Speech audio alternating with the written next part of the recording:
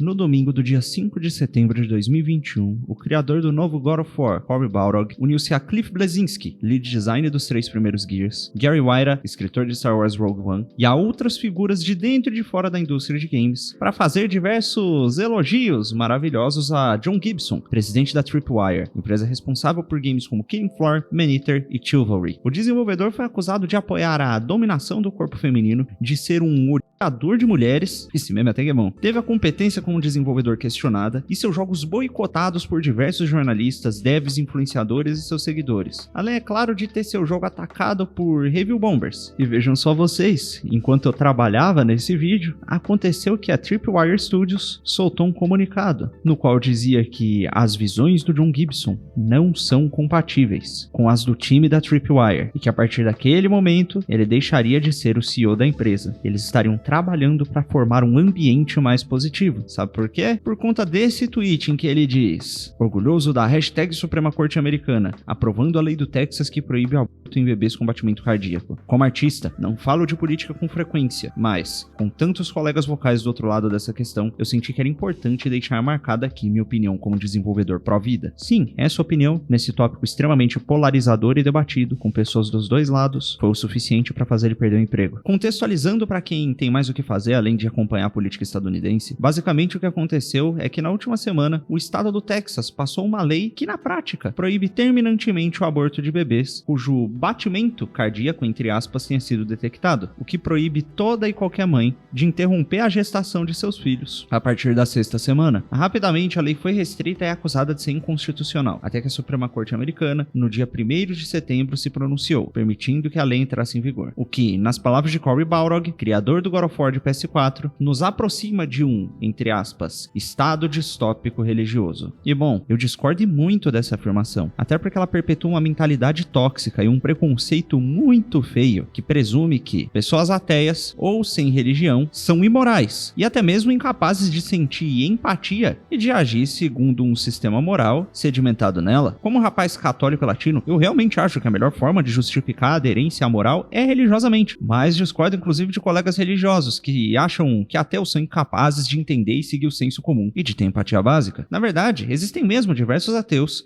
e até mesmo humanistas, seguidores de um pensamento filosófico que coloca o ser humano como ponto de partida para toda a discussão moral e que são terminantemente contra a, entre aspas, interrupção de gestações, como a Christine Kruszelnick, ateia e fundadora da organização Humanistas Anti-Aborto, Kelsey Hazard, advogada formada na Universidade de Miami, presidente do movimento Secular Pro-Life, e Amy Murphy, feminista, ateia e fundadora da Rehumanize International, que passou a lutar contra o aborto mesmo depois de ser vítima de violência libidinosa e após uma experiência trágica e, no mínimo, curiosa com a gravidez indesejada. Guarde essa informação que a gente vai precisar dela mais tarde. Bom, e se essas pessoas, sendo ateias e até mesmo feministas autodeclaradas, conseguem ser contra o aborto, deve ser porque ou elas são completamente malucas, ou porque há alguma forma de justificar suas posições sem recorrer a conceitos religiosos. E presumindo que elas apoiam essa lei texana, provavelmente há até mesmo como defendê-la também sem o uso de argumentos religiosos. E acontece que, usando de conhecimentos básicos de embriologia e taxonomia de ensino médio, isso realmente é completamente possível. Ou isso, ou eu também tô completamente louco, né? Mas ouve aí e me diz você depois. E por mais que esse assunto seja sério, eu não conseguiria trazer esses vídeos nessa frequência de forma viável sem a ajuda de patrocinadores como a Newscript, que está patrocinando o canal, e se trata de uma plataforma de trading de criptomoedas com indicadores personalizados, notícias curadas por especialistas, concursos para iniciantes no mercado e ferramentas únicas para veteranos, além, é claro, de um grupo aqui no Telegram gratuito para você entrar e aprender mais sobre o assunto. Eu sei que isso é um tópico pesado, mas esse vídeo não aconteceria muito provavelmente tão rápido sem a ajuda financeira que eles estão dando aqui durante esse último mês. Vamos lá. Uma das principais objeções do pessoal, entre aspas, pró-escolha, é que essa lei infringe os direitos fundamentais da mulher em prol da proteção de um ser que não é nem um bebê, nem humano, nem vivo. Na verdade, segundo muitos ativistas pró-aborto, o tal do batimento cardíaco descrito na lei não é um batimento cardíaco de verdade, e sim uma mentira inventada pelo lobby pró-vida. E bom, segundo o Atlas da Embriologia feito pela professora doutora Maria Angélica Spadella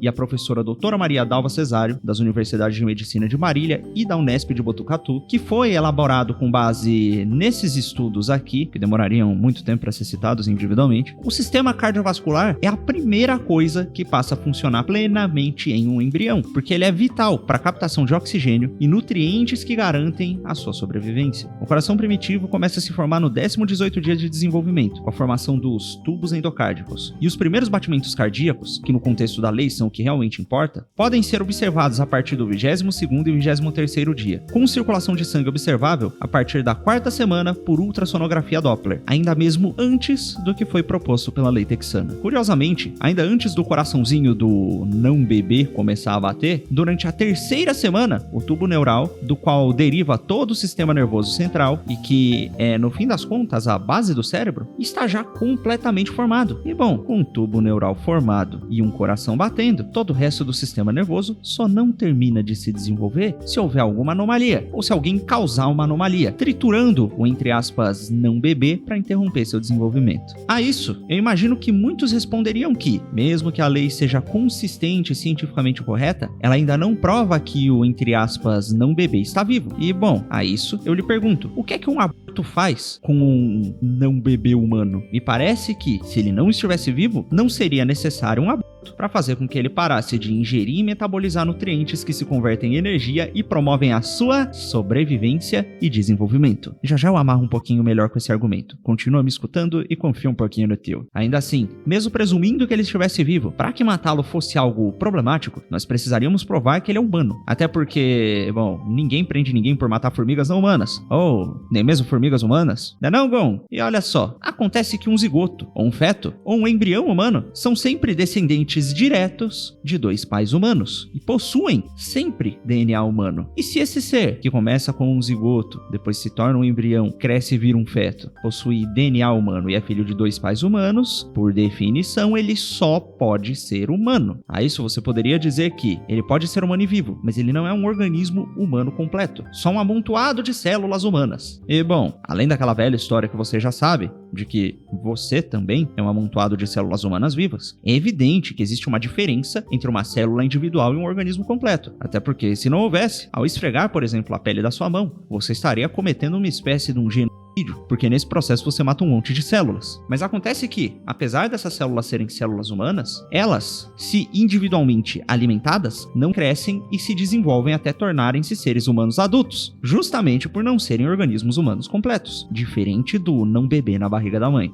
Os espermas e óvulos, além de poderem ser considerados organismos, também não crescem e se tornam humanos se forem individualmente alimentados. Para que eles possam fazer algo parecido com isso, é necessário que eles se unam e gerem um novo ser, que não é nem um esperma, nem um óvulo. E esse novo ser é que é um novo organismo humano vivo. Curiosamente, acontece que esse organismo, que começa como um pequeno zigoto com DNA humano, e que depois se torna um embrião com DNA humano, e depois um feto com DNA humano, se for alimentado, também se desenvolve, eventualmente entra em trabalho de parto e depois torna-se uma criança. Depois uma criança chata que passa pela puberdade e desrespeita os pais e eventualmente se torna um humano adulto completamente desenvolvido. Bom, a não ser que você me traga um novo estudo biológico que demonstre que durante o seu estágio de desenvolvimento um ser pode mudar de espécie, o que acontece aqui é que esse ser, na barriguinha da sua mãe, é um membro vivo da espécie humana em estágio primário de desenvolvimento. E se você fosse admitir que só por estar em um estágio menos avançado do desenvolvimento ele pudesse ser descartado,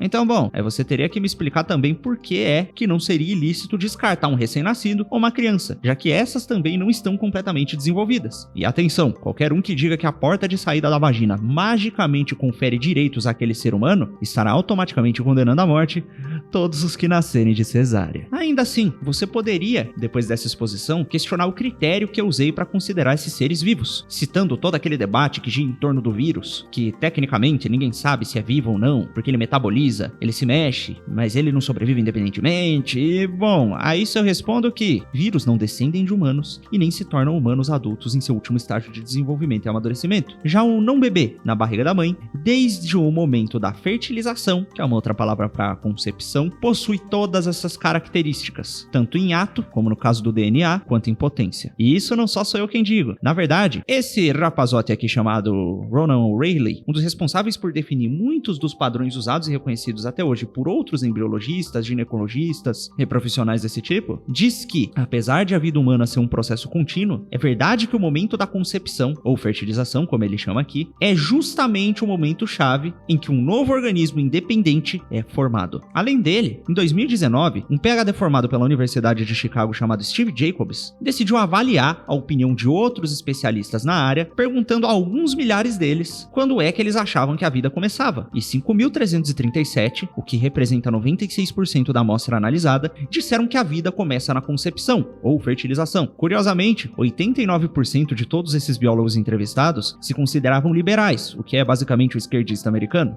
e 85% deles eram pró, sendo que mais da metade deles, 63%, consideravam-se não religiosos. E bom, se a gente consegue demonstrar cientificamente que esse ser que está na barriga da mãe, desde sua fertilização, é um novo organismo humano completo, independente e vivo, então interromper uma gestação que ocasiona na morte desse ser vivo, logicamente, só pode significar a interrupção da vida de um outro ser humano. Então aqui, não me parece que se trata de discutir só os direitos da mulher sobre o seu corpo, mas também de discutir os seus direitos sobre o corpo de um outro ser humano e os direitos de um corpo desse outro ser humano sobre partes do corpo dela. Estão vendo como o debate é um pouquinho mais complicado do que só um blá blá blá antirreligioso? Agora, eu sei que muitos de vocês aí, pessoas pró-escolha, concordariam, por exemplo, com aquelas legislações que dizem que os pais devem ser obrigados a cuidarem de seus filhos e que um pai homem, que faz um filho numa mulher, tem a responsabilidade também sobre ele e deveria ou ajudar a cuidar dela e do filho diretamente ou pagar a pensão para auxiliar financeiramente ao suporte da vida da mulher e do filho. E bom, se o pai tem responsabilidade de sustentar financeiramente a criança e a mãe, por que você acha que a mãe estaria isenta da responsabilidade de manter esta criança viva? E que ela poderia, até mesmo, sem eira nem beira, tirar-lhe a vida enquanto ela ainda está em seu ventre? Poxa, mana, cadê os direitos iguais? Você acha que mulheres têm menos capacidade de lidar com responsabilidades do que os homens? Bom, além desse ser um argumento que inferioriza as mulheres, ele ainda é filosoficamente inválido, porque você e todo adulto sabem que o ato libidinoso é inseparável do ato reprodutivo. Mas se, mesmo sabendo que o ato tem o fim reprodutivo e que todo o seu corpo lhe estimula a praticá-lo justamente para que você reproduza e perpetue a espécie, você decide ser lá o rebelde e consumar o ato apenas para se divertir, isso não muda o fato de que o risco da coisa, entre aspas, dar errado e de você acabar gerando uma nova vida sempre está presente, que você sempre está ciente dele. Agora, imaginemos a seguinte situação: uma dupla de crianças humanas que certamente passaram pelo estágio de ser um não bebê não humano no corpo de suas mães, decidem jogar bola próximo a uma casa com janelas de vidro. Elas então, mesmo tomando todos os cuidados, acabam sem querer por chutar a bola numa janela e a quebram. Dizer que elas, entre aspas, não queriam quebrar a janela, muda o fato de que elas a quebraram? A falta da intenção de quebrar janelas muda o fato de que a atividade de jogar bola perto de janelas em si está diretamente ligada ao risco de quebrá-las? Me parece que não. E me parece também que a criança ou seus pais são praticamente obrigados a lidar com as consequências desses atos. Da mesma forma, imagine que um maníaco decide dirigir um carro esporte a 300 km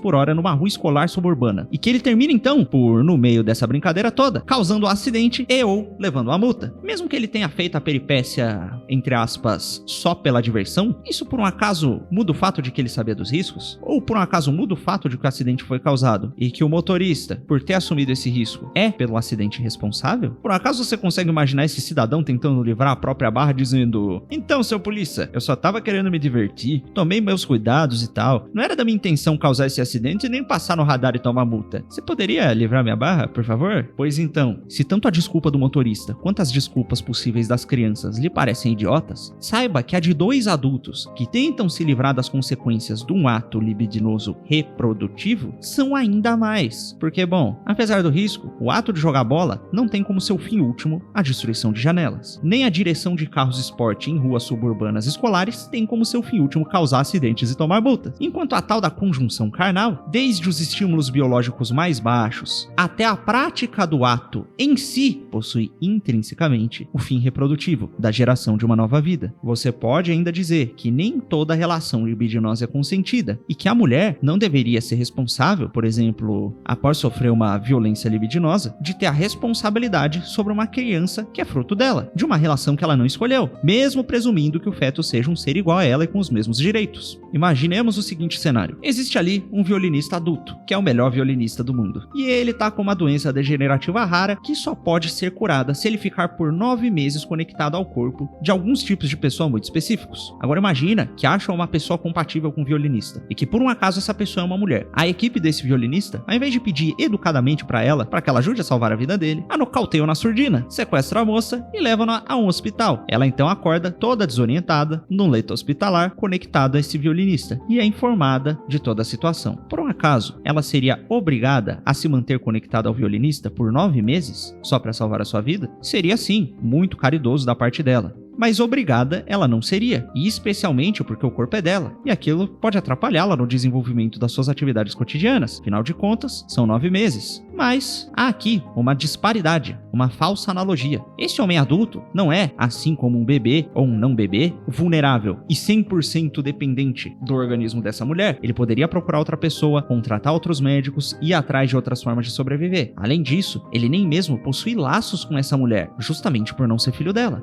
Ninguém, por exemplo, é preso por negligenciar a alimentação a mendigos que passam fome na rua. Mas certamente essas mesmas pessoas seriam culpáveis por negligenciar comida a um bebê que é seu filho e vive em sua casa. Mas ainda assim, dar comida é diferente de dar uma parte do seu corpo. E a lei não pode lhe obrigar a oferecer o seu corpo para outro ser. Pode? Vamos a um outro cenário. Imagine você que uma mulher tem um filho. Ela não necessariamente precisa ter cuidado dele. Ele nasce, cresce, vive alguns meses, quiçá até alguns anos, e do nada, ainda vivo, começa a desenvolver uma outra doença degenerativa rara e precisa de um transplante de órgãos, requerindo um rim da sua mãe. Se ela ceder seu rim, ele sobrevive. Se ela não ceder e ele não encontrar outro, ele morre. A lei pode obrigar a mulher a doar um órgão ao seu filho? Não. Seria ótimo que ela doasse o órgão. Seria muito caridoso e muito heróico, mas isso não seria necessário, até porque o corpo é dela, os órgãos são dela, e seria um absurdo passar qualquer tipo de lei que obrigasse qualquer pessoa à doação de órgãos. Mas há aqui um pulo do gato. Um rim não é um útero, e a natureza do rim é muito diferente da natureza de um útero. O rim se forma na mulher para desempenhar funções muito específicas que favorecem e perpetuam a sua sobrevivência, mas o seu útero não. O útero não tem nada a ver com a sobrevivência de uma mulher, e uma mulher, inclusive, pode viver numa boa sem ele. O útero passa a vida toda de uma mulher se desenvolvendo e se preparando para receber outra pessoa, não se preparando para atender uma necessidade específica do próprio corpo da mulher. O fim do útero não é a sobrevivência da mulher, e sim o desenvolvimento e sobrevivência da sua prole. Então, quando uma criança termina dentro deste útero, por quaisquer meios que sejam, acontece que o útero é mais da criança do que dela, porque ele foi feito mais para a criança do que para ela. Interferir nesse processo seria indevidamente tirar a vida dessa criança e negar-lhe acesso a algo que a ela pertence e de que ela necessita. E bom, se nós conseguimos verificar pela forma do útero como ele se desenvolve, qual é o fim último dele e para que ele é feito, seria natural agir de acordo com isso. Até porque nós sabemos que o fim último dos nossos olhos é olhar, dos nossos ouvidos ouvir e das nossas bocas comer, beber e falar. A gente não tenta comer com o olho, enxergar com o ouvido ou ouvir com a boca. Nós temos também sinais visíveis e claros de que o fim último do ato de se alimentar é a nutrição, que serve ao melhor funcionamento dos nossos corpos. E quando nós tentamos nos alimentar só por prazer ou por algum outro tipo de compulsão, o que acontece é o oposto da nutrição. Normalmente nós terminamos passando mal e nos desnutrindo ou nos, entre aspas, supernutrindo e prejudicando também o funcionamento do nosso corpo. E se todas as pessoas minimamente sensatas reconhecem todos esses fatos e procuram agir na medida do possível, levando em consideração o fim último de todas as outras partes do nosso corpo, me espanta e muito que quando o assunto chega nas nossas genitálias ou nos úteros, as pessoas decidam ter condutas completamente opostas. Parece no mínimo inconsistente, né? Isso não significa, entretanto, que essa mulher, depois de parir esta criança, seja obrigada a cuidar dela. Até porque não me parece que seja ilegal ou sequer pecado dar uma criança à adoção. Com esses argumentos em vista, se você considera lícito ou até legítimo chamar de misógino ou odiador de mulheres, quaisquer pessoas que sejam contra a terminação coercitiva da vida de um ser humano em desenvolvimento no útero de sua mãe, então também seria ainda mais legítimo chamar você de misógino e até de racista por querer normalizar a terminação da vida dessas mesmas vidas humanas. Sabe por quê? Porque, bom, 55% das mulheres que cometem abortos nos Estados Unidos são mulheres negras e hispânicas, um número desproporcional quando levamos em conta que essas mesmas mulheres representam apenas 29% da população nacional. Além disso, normalmente em países que não aprovam o aborto ou em que essas práticas não são tão normalizadas, a população tende a se dividir 50-50 entre homens e mulheres. Metade da população costuma ser de homens e metade de mulheres. Mas nos últimos 20 anos, essa taxa tem se desbalanceado e o número de homens tem sido maior que o de mulheres. E curiosamente, esse tipo de anomalia estatística costuma acontecer especialmente em países como a Índia e a China, onde por motivos de discriminação de gênero, é relativamente comum a interrupção da vida de bebês quando, por meio de um ultrassom, se descobre que eles são do sexo feminino. Uma coisa que acontece até mesmo nas partes mais ricas desses países. Fora o número de casos em que essas políticas de controle de natalidade são usadas propositalmente por países imperialistas contra grupos discriminados. Ou seja, se você defende esse tipo de coisa na prática, você está, na verdade, facilitando ou até mesmo exacerbando o uso de instrumentos que tiram a vida de centenas de milhares de não bebês de minorias marginalizadas, como os negros e hispanos. E vivendo numa sociedade em que muitos de vocês consideram misógina e estruturalmente racista e preconceituosa, vocês estão também facilitando o controle de natalidade e a interrupção em massa, em especial das filhas dessas minorias, tirando na prática mais a vida de mulheres do que a de homens. E essa prática, que é quase eugênica